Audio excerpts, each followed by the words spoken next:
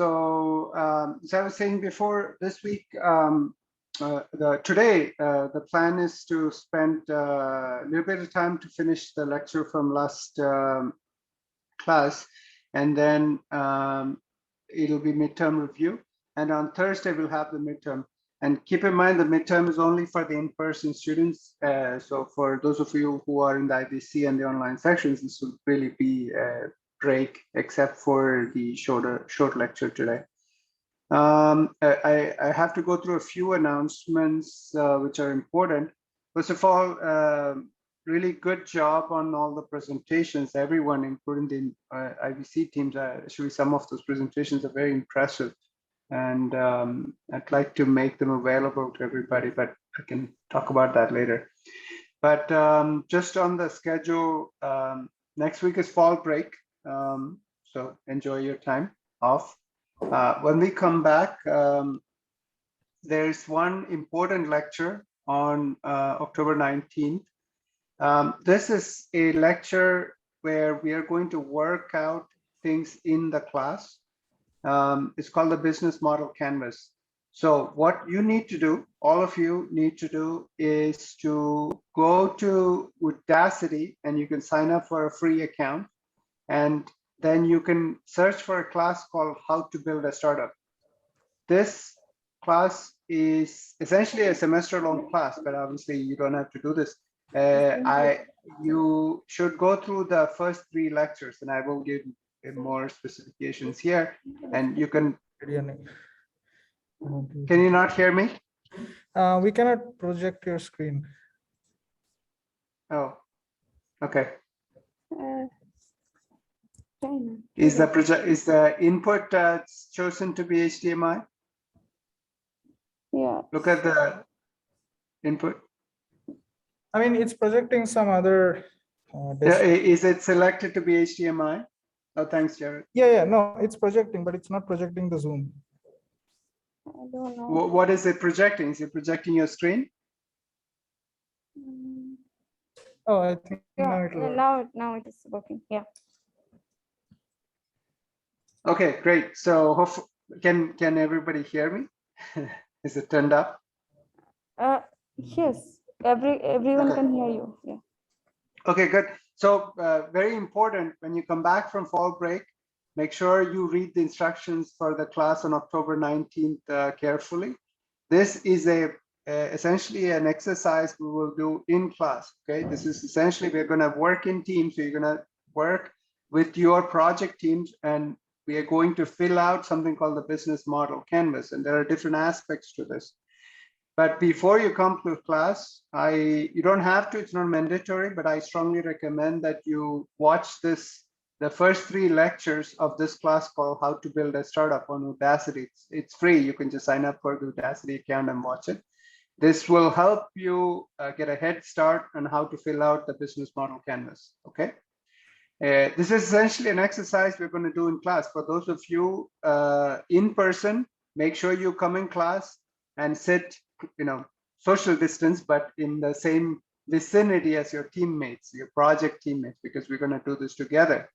And for those of you who are in hybrid or IBC teams, of course, join via Zoom. And for those of you who are completely online in IBC, you're welcome to, so for those of you at IBC, you should join via Zoom and work it out in real time in class. You can fill it out digitally. Of course, I'll give you a digital copy. Actually, it's here. It's right here.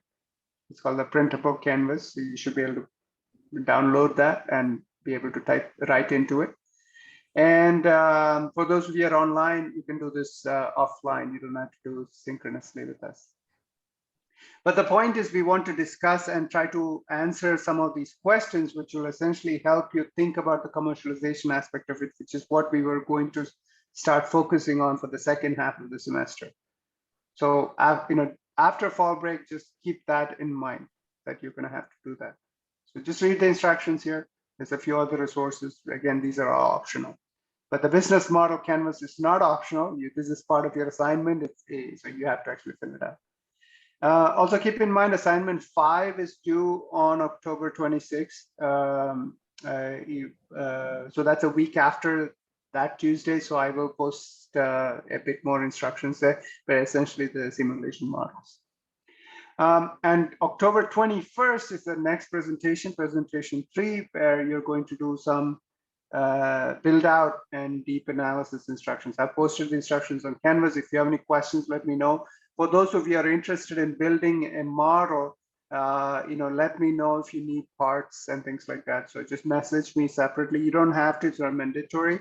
You can do a deep design simulation analysis as well.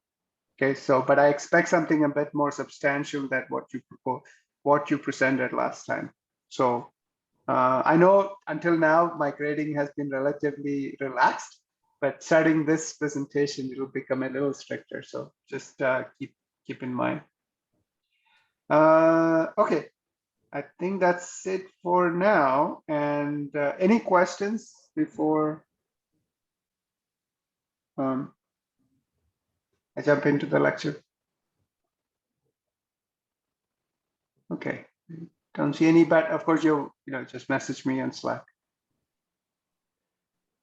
Okay, so I guess let's just jump in. So this is where we stopped last time.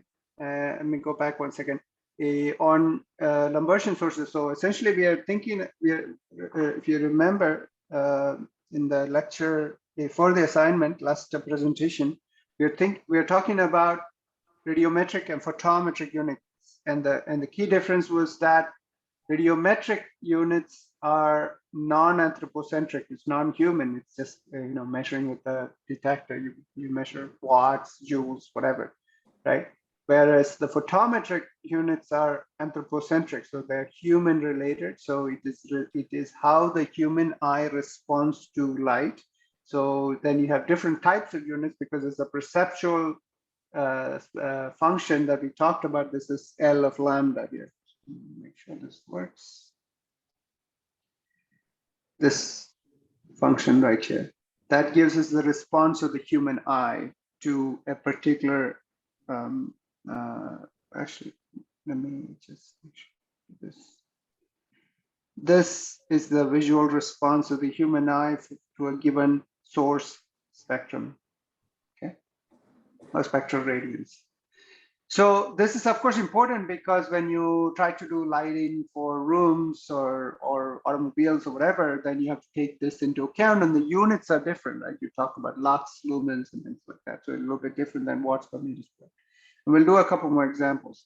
And then after that, we looked at essentially a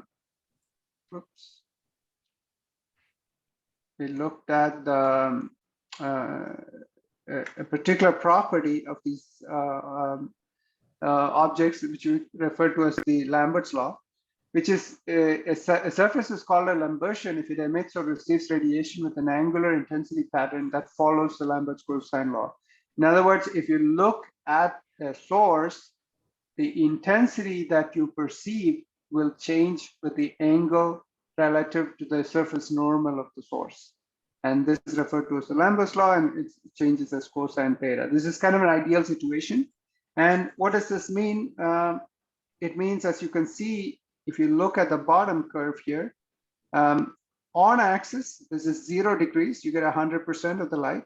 But as you go off axis, you're looking, so this is, let's say, a little LED, and you're looking at it from over here, right? And as you change the angle, you're reducing the intensity. So it's going down. Here it's 90%, 75%. So if you look at a very large angle here, you end up with 50% of the light. And at tangential angle, it's basically 0. So it's cosine of 90 degrees is 0, right? So that's how it's plotted. And this is of course important if you look at an LCD screen like the one I'm looking at right now. Of course, it's very angle dependent, and sometimes it's on purpose. You want it to be highly angle dependent for privacy reasons. For instance, you probably want something more extremely sensitive to angle than the Lambertian. But in other cases, if you're, for instance, designing an LCD TV, you want it to have a very large field of view. So, people sitting on two edges of a big room are able to watch the TV. A surface, so an emitter, a source can be a Lambertian, but also a surface can be a Lambertian. That's what's described on this side. In other words, how a surface reflects light can also be Lambertian. This is not terribly important from our perspective, but it's particularly important when you do computer graphics and yeah, graphics design and things like that. In that case, designing, modeling these aspects of the physics turns out to be quite critical, but it's a little bit outside the scope of this class. Now, LEDs are of particular interest for many reasons. So we talked about how the Lambertian emitters change with the geometry of the LED. So we looked at 3 examples. We have a planar LED. In the case of the planar LED shown here, we know that if you have an incident ray at an angle greater than the critical angle, this ray will be totally internally reflected, right? So that will not escape out of this material. And the reason is that the refractive index of this material is larger than that of air, which is 1. Right? We know this. So this is actually a very important problem, right? If you think about an LED light source, you are losing a significant portion of the energy back inside the material. It's actually not escaping out into the air, into where it's useful. This is a problem that we will talk about more carefully in a lecture called light extraction from LEDs.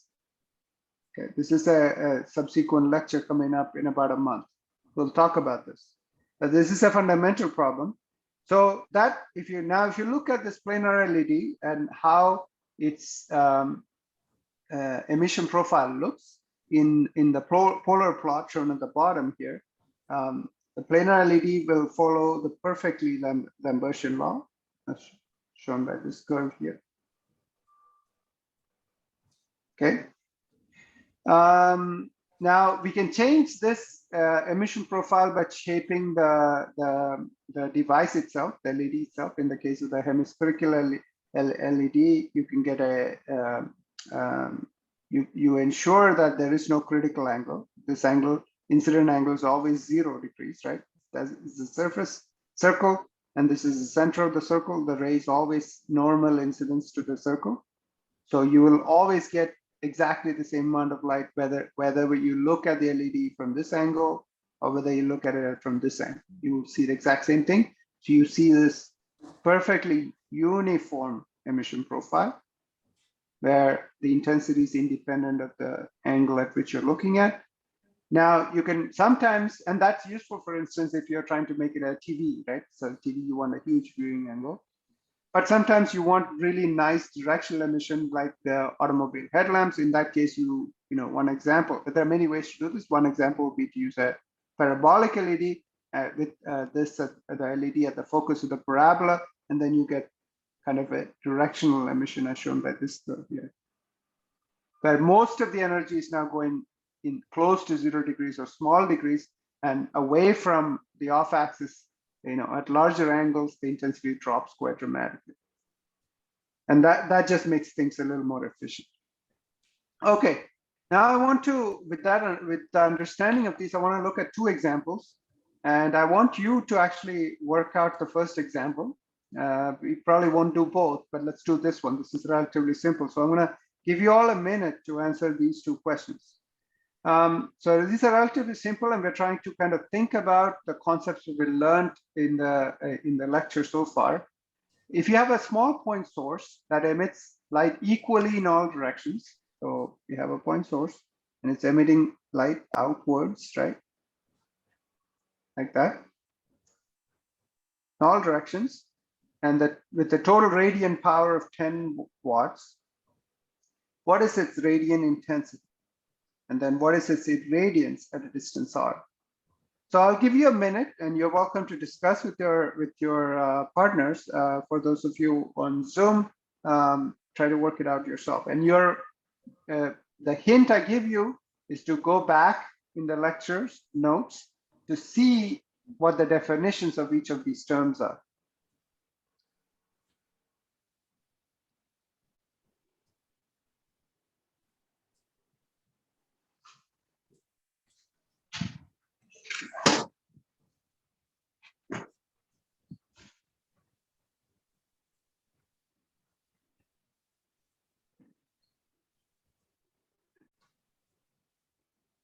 And if you have any questions, of course, ask as well.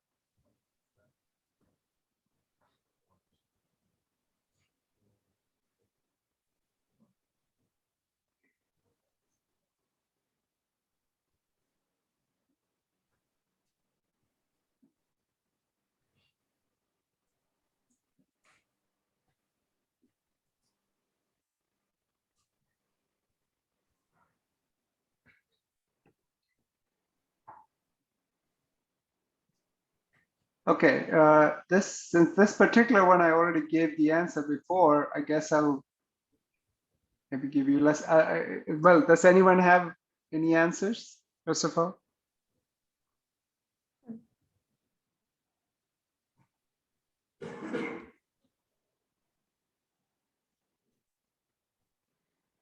Okay, I don't hear anything, so I'm going to go ahead to the solution, which I also gave. So the radiant intensity, the definition of the radiant intensity is simply power divided by the total solid angle. So again, the important part here, at least for this, the section on photometry, is just to understand what the terms mean and what the units mean, like we talked about lumens and lux before. So radiant intensity is simply the power divided by the total solid angle. So how much power is actually emitted over the angle. And in the case of this point source, you're assuming that's emitting in all directions. Of course, that's not realistic. As we know from the LED case, you're limited by the escape cone. But let's just assume the ideal situation here. You have 10 watts divided by 4 pi steradian. So it's 10 over 4 pi. Relatively simple. And the units are watts per steradian.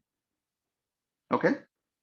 Now, irradiance is a different concept because it's intensity, it's watts per meter squared. So now you have to take the power and divide it by the surface area over which that power is distributed. And in the case of this very simple example, is the power is totally distributed over the sphere. So the surface area of the sphere is 4 pi r squared. So you have 10 watts divided by 4 pi r squared, and you get 10 divided by 4 pi r squared watts per meter squared. Okay, relatively straightforward. The next question is a little bit trickier, but I would say, oops, similar. So sorry about that. Okay.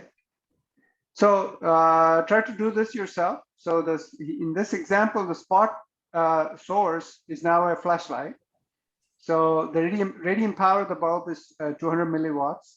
The question is, what is the radiance at a distance 25 centimeters from the flashlight's front window? What is its radiant intensity? So here, I think in the interest of time, I'll let you work this out later on, because I want to make sure Apratim has enough time to cover the example problems. But I'll give you a few hints. First of all, keep in mind, what is the radiance? The radiance is watts per meter squared, right? So you need to know over what surface area is this light distributed, right?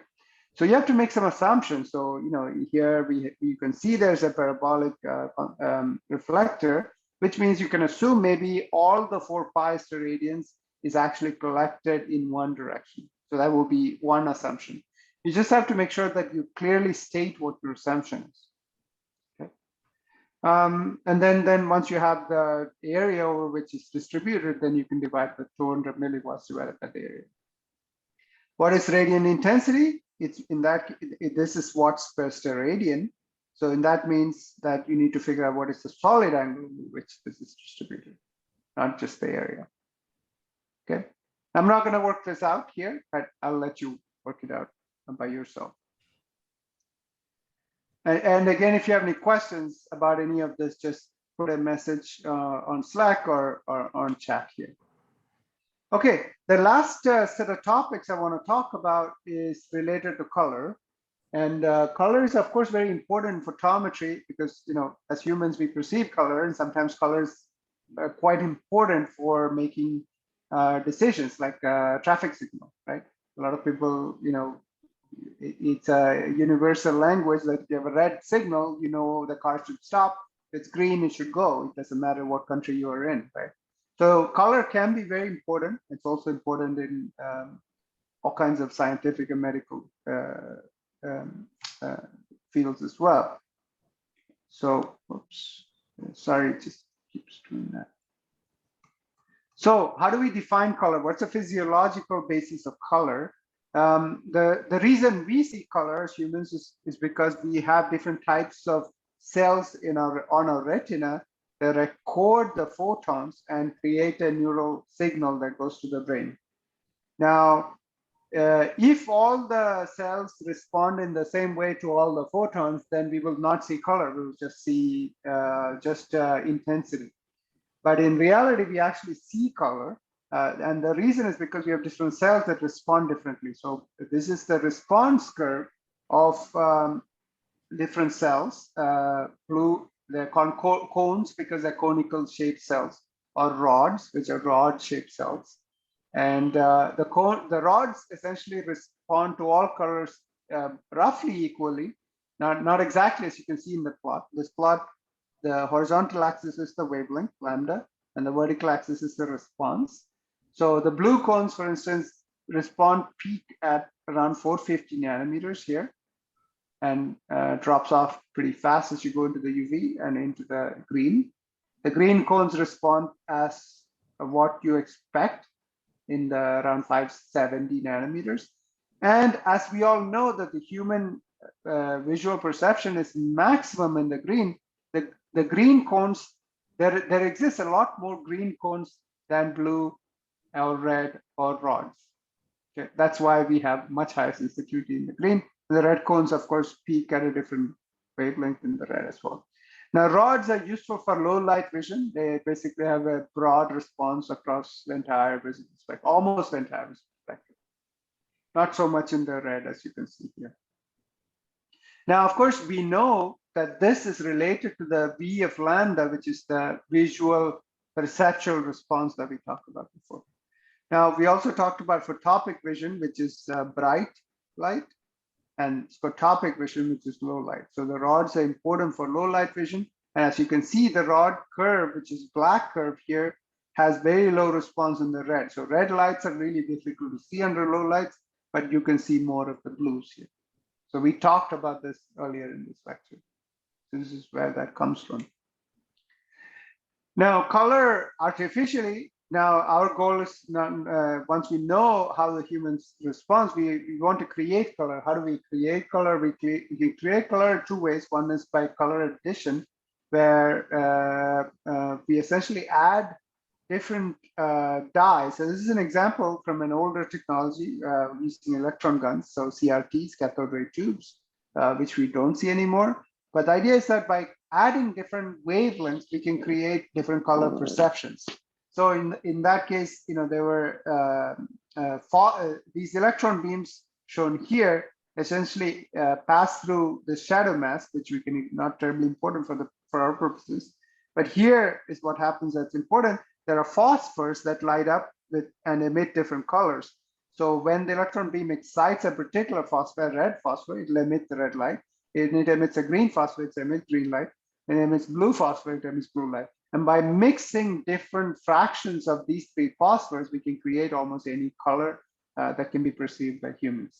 And we'll come to the actual definition of color and a quantitative definition of color shortly, so that this makes a little sense. But what you should think about that you can either do addition of wavelengths to create color, or if one can use subtraction of wavelengths to create color. The subtraction of wavelengths to create color turns out to be the more common approach. Of course, this is not as an efficient of an approach, which I will talk about briefly as well. So first of all, what is color subtraction? Color subtraction is what you can see on the right-hand side here. So here we have white, where there's no filters. Here you get a cyan color because you're removing the red and removing portions of the spectrum. You're absorbing certain portions of the spectrum. You're allowing the cyan to come through. And here you're removing the red and green parts of the spectrum, and you're allowing the blue to come through. And here's yellow, which is red plus green as well. So again, and here it's black because all the colors are essentially absorbed. Okay, and you can see combinations here, right? So, Now, how is this used in an actual display, which is probably the most ubiquitous usage of color subtraction? And we'll talk about liquid crystal display because that's the most common one. In a standard liquid crystal display has an architecture as shown on the left-hand side. We have white light coming in. Okay, this is white light from a backlight, usually from an LED.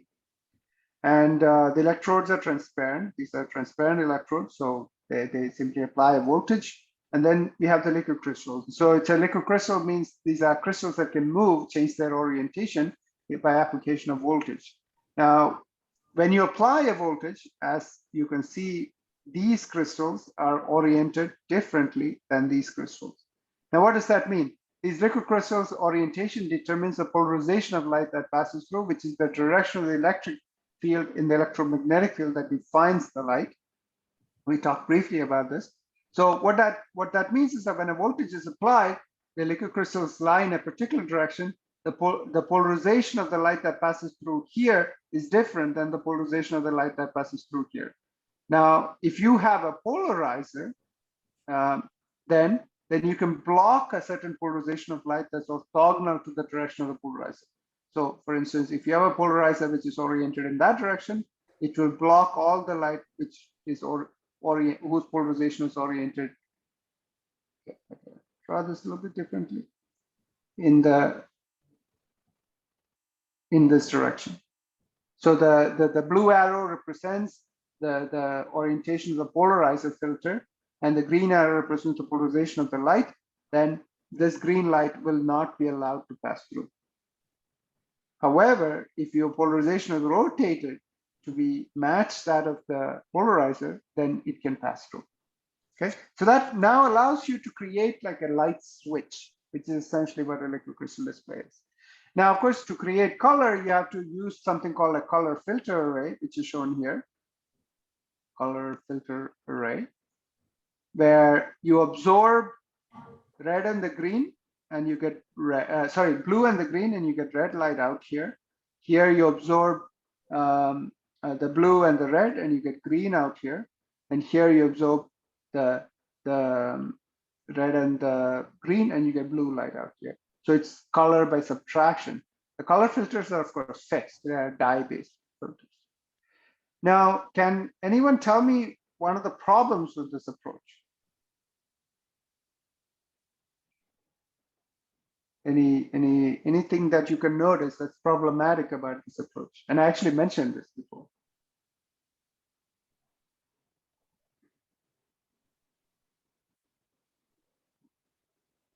Anyone?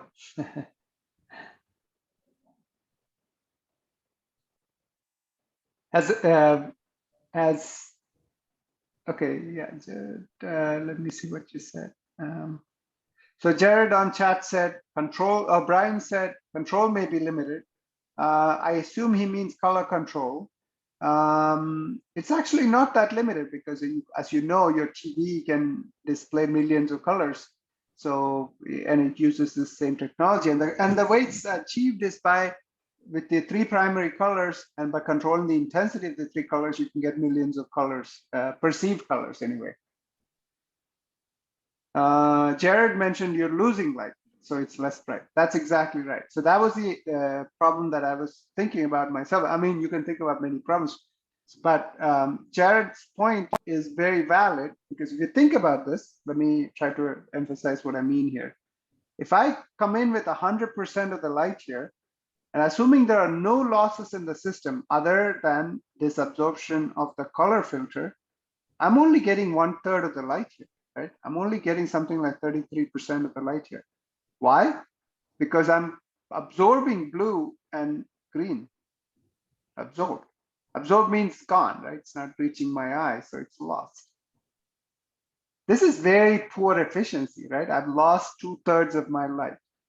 So my iPhone is using my battery to power this backlight, and I'm throwing away 2/3 of the light just because it's absorbed in the color filter. Seems like a pretty wasteful way to create a display. However, this is 95% of the displays out there.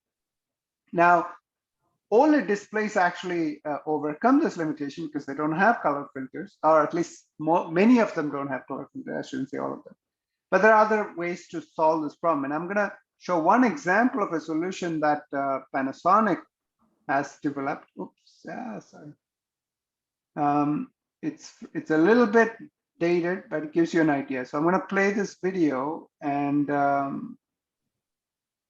me see if the unique technology.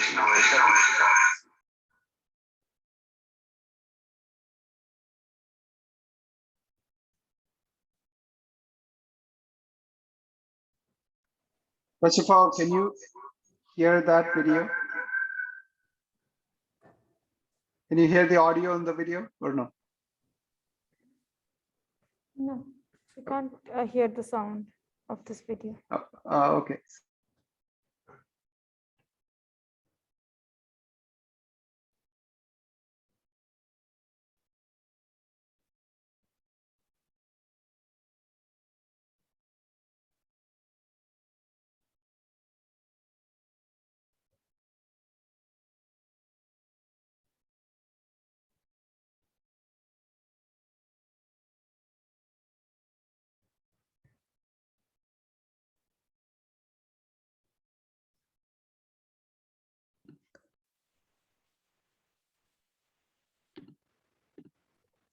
Panasonic has developed a unique technology that doubles the brightness of color photography by using micro color splitters instead of conventional color filters in the image sensor. These two photos were taken using CCDs with the same sensitivity. The one on the right was taken with the color filter system used in nearly all digital cameras, and the one on the left was taken with Panasonic's new micro color splitting system. Until now, image sensors have produced color pictures by using red, green, and blue filters for each pixel. But with that system, 50 to 70% of the light is lost. 今回はカラーフィルターを用いない、その結果として光の損失なく光を取り込むことができる。かつ CCD とか CMOS または BSI といったいろんな種類のセンサーが提案されていますけれども、その種類によらず適用が可能な技術であるということ。もう一つは現行の半導体プロセスを用いて適用することができます。特殊な材料を用いているわけではなく、特殊なプロセスでもありません。This photo shows a cross-section of the new image sensor. The sensor uses two types of color splitters, red deflectors and blue deflectors. The red and blue deflectors are arranged diagonally, with one of each for every 4 pixels. RGB values can be obtained by determining the intensity of light reaching each of the 4 pixels. For example, if white light enters each pixel, pixels where it doesn't pass through a deflector receive unmodified white light. But in pixels with a red deflector, the light is split into red diffracted light and cyan non-diffracted light. And when white light passes through a blue deflector, it's split into blue diffracted light and yellow non-diffracted light. As a result, the pixel arrangement is cyan, white plus red, white plus blue, and yellow. The RGB values are then calculated using a processing technique designed specifically for mixed color signals. To design the microcolor splitters in this way, it's necessary to analyze optical phenomena such as reflection, refraction, and diffraction in 3D. Analyzing various wavelengths of light for each form of microcolor splitter requires high-speed computation, which hasn't been practical until now. 全く新しい解析手法を開発いたしました。ラビエン BPM と呼んでいますけれども、一般に使われている FDTD 法に比べて325倍、メモリの演算速度、メモリ消費量としてもわずか16分の1ということが分かっております。こちらは FDTD を使って3時間かけて計算した結果です。同じ結果がわずか 36.9 秒で実現できます。今回は2ディフレクターというやり方を採用しましたけれども、例えば4つのディフレクターを使うともっと SN が高くなるとか、そういったいろんな組み合わせまあ、それこそこの組み合わせの時には例えばモバイルに使える用途になるとか、この組み合わせだったら監視カメラに使える、そういうふうな方式と用途との組み合わせというのが、それで対応していますので、その辺の研究というものをこれから軸足を移してやっていきたいと思っています。Digging for news.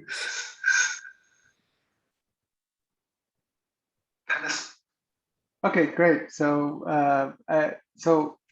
hopefully that made sense, but essentially, oops, can't get out of here. So there we go. So basically what they did in that particular case was they,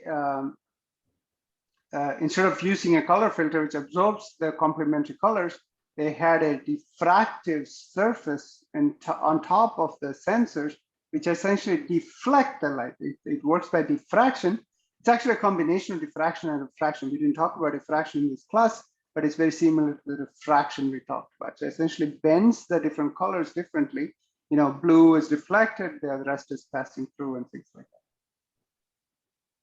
Was there a question? Sorry. Thought I heard something, but okay. Yeah. In any case, the idea is that then you can use 100% of the light passing through, so you're not absorbing the light, so you can be much more efficient. And this also means that your camera, in that particular case, they're doing cameras, the camera can be much more sensitive under low light conditions. Right? Now, how do you quantify colors? It's a field called colorimetry, and we'll talk about this very briefly.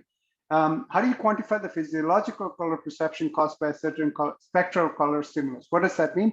In other words, if I have a particular spectral distribution of light, how can I quantify that? And we know how to quantify that with a spectrometer. We've seen this. We've seen the plots which go like, you know, lambda versus some sort of intensity here, right?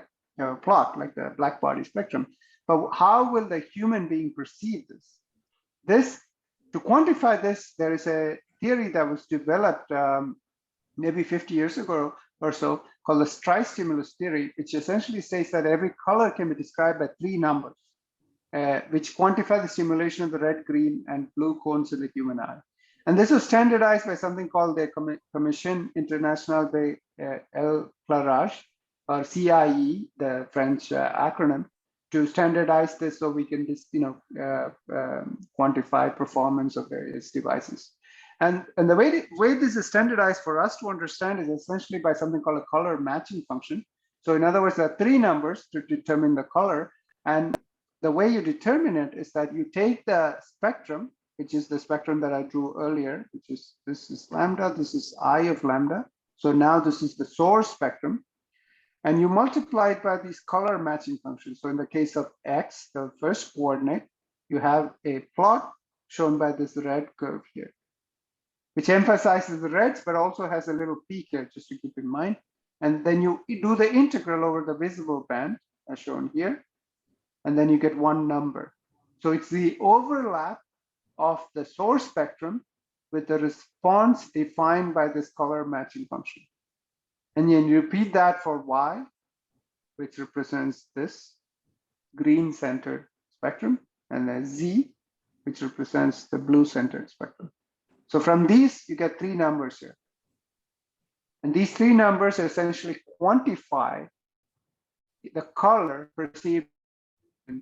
It's similar to the color perception curves we used before, but now instead of just the intensity, we have 3 numbers to describe the 3 colors. And why 3? Because we know that the RGB, you have 3 primary colors that humans are sensitive to. So the assumption, and it's not exactly true because these 3 numbers are not unique. You can have different spectra giving the same 3 numbers, but the visual perception will be the same. So it's a relatively good approximation. And these curves you might have seen before. These are described,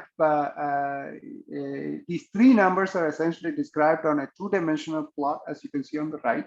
And the way you create these 2-dimensional plot is shown by these 2 expressions. You compute an X and a Y, where the capital X and the capital Y are normalized to the sum of all the 3 numbers. And then you can create these kind of color gamut diagrams. So this is X, and this coordinate is y. Okay, and the color, the perceived color is drawn in this plot here. So you can see, okay, my green will be somewhere here, and that has a value, whatever, 0.7, and down here, 0.15, whatever, right? And these, of course, come from a spectrum of the source, but there are different kinds of spectra that can give rise to these two colors, two numbers. Of course, these two numbers come from these three numbers as well. Now, Z is not plotted because Z is typically a measure of the brightness, not necessarily of the full color. Of course, it's related to the color as well, as we know here, right? Z is here. But Z is related to primarily brightness. So coming back here in a tri-stimulus, oh, sorry, Y is a measure of the brightness, not Z, my mistake. And that actually can be seen here because Y has the broadest response. And your eyes are more sensitive to it. So quick correction. So Y is a measure of brightness or luminance, while X and Z are measures of color or chromaticity. So this axis here is a measure of the brightness. This is the measure of the chromaticity. Z is, of course, in the denominator here. Now we use projected coordinates X and Y to define the color. This is called the CIE, CYY color space or chromaticity diagram. So something you will encounter as you talk about or think about color. Particularly the daylighting group will probably encounter this, particularly with relation to human perception of color. And that's the last slide, and I will stop here. So I went through a few things, but if there are any questions, I went through a few things kind of quickly. So if there are any questions, let me know on chat or on Slack. And I think I will stop here and let Apratim go through the midterm review. So good luck with the midterm. I think there are 5 or 6 questions, and you are expected to do them in class for those of you who are in person. And Ikata will be around if you have any questions. I'll be around as well if you have any questions. Yeah, that's it. It will be, you have to finish it during the class and hand it in. It's open book, open internet, but no communication between the students or anyone else for that matter is allowed. Any questions? Let's see. Can't see the video, but Kata, are there any questions? Yeah. Review what we did today. I'm sorry. What we covered today will not be on the exam. Good question. Yeah, it was too late. That is correct, right? Apratim, you checked it. Yes, yes. I don't think that this material is. These These things are not prepared. Thank you. The main thing is for you to really understand the concept. So look at the examples that you've done in the previous problem sets and the problems that were covered in the class before, and what Apratim will also cover today. And of course, bring your questions and ask in the class today. That's one of the reasons for the midterm review.